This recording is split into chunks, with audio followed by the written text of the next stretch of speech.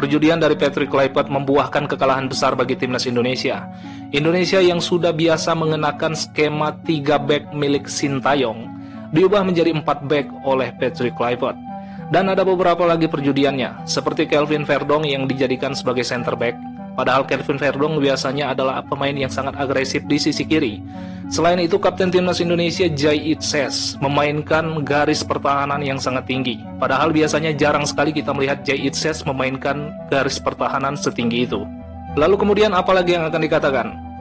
Ya wajar saja, dia itu kan pelatih baru. Ya baru. Ada pepatah yang mengatakan kalau rumput tetangga memang selalu terlihat lebih hijau dan penyesalan selalu datang belakangan. Semoga saja ini bukan pertanda dari akhir perjalanan timnas Indonesia dalam kualifikasi Piala Dunia. Saya sebagai masyarakat Indonesia dan pecinta sepak bola Indonesia sangat berharap timnas Indonesia bisa masuk ke Piala Dunia karena kesempatan masih terbuka. Dengan skema apapun saya berharap timnas Indonesia bisa masuk Piala Dunia. Dengan siapapun pelatihnya, dengan siapapun pemainnya, Indonesia tetap Indonesia dan kita harus tetap berikan dukungan. Semoga saja kekalahan ini bukan pertanda berakhirnya timnas Indonesia di kualifikasi Piala Dunia. Aduh, masih nggak nyangka, serius. Aduh.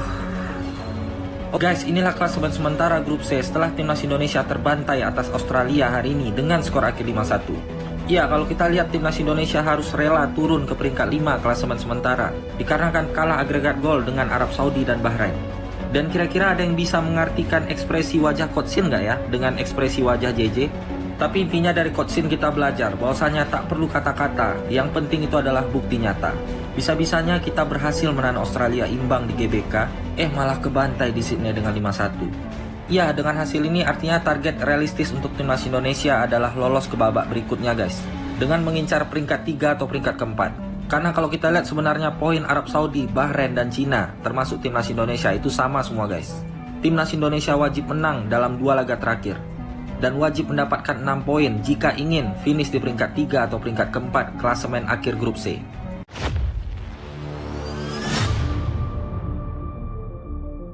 Sebelum kepergiannya, STY dikenal sebagai sosok pelatih yang disiplin dan memiliki strategi permainan yang jelas.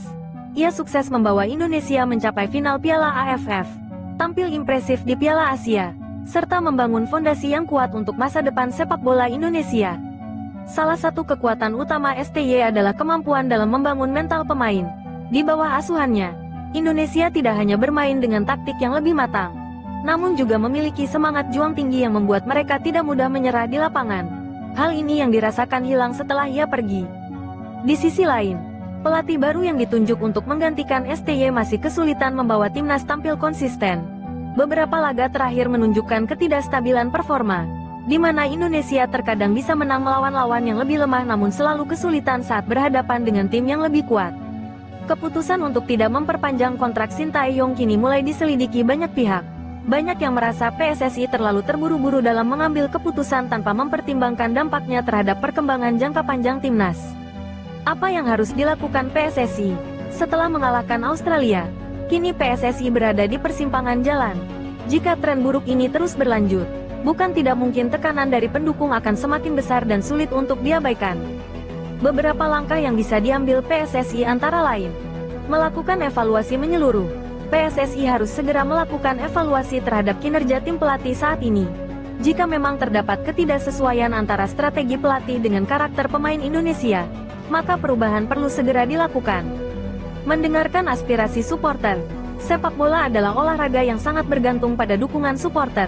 Jika mayoritas fans merasa tidak puas dan meminta perubahan, maka federasi seharusnya tidak mengabaikan suara mereka.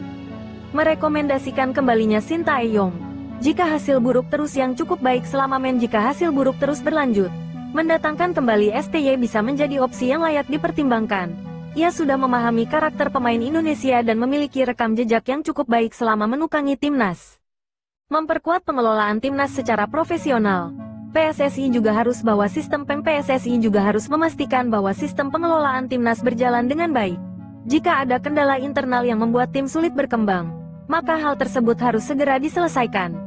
Kesimpulan, masa depan timnas Indonesia dalam pertaruhan. Kekalahan telak dari Australia bukan hanya tentang kehilangan 3 poin, tetapi juga tentang hilangnya kepercayaan penggemar terhadap arah yang sedang diambil oleh timnas Indonesia. Jika tidak ada perubahan signifikan dalam waktu dekat, maka bukan tidak mungkin Indonesia kembali terpuruk seperti era-era sebelumnya. Kini, semua mata tertuju pada PSSI. Apakah mereka akan mengambil langkah berani dengan memanggil kembali Sintayong, atau tetap bertahan dengan keputusan yang ada? Yang jelas, waktu semakin menipis, dan jika timnas tidak segera bangkit, maka harapan besar yang telah dibangun selama ini bisa hancur begitu saja. Bagaimana menurut kamu? Akankah Sintayong harus kembali untuk menyelamatkan timnas Indonesia?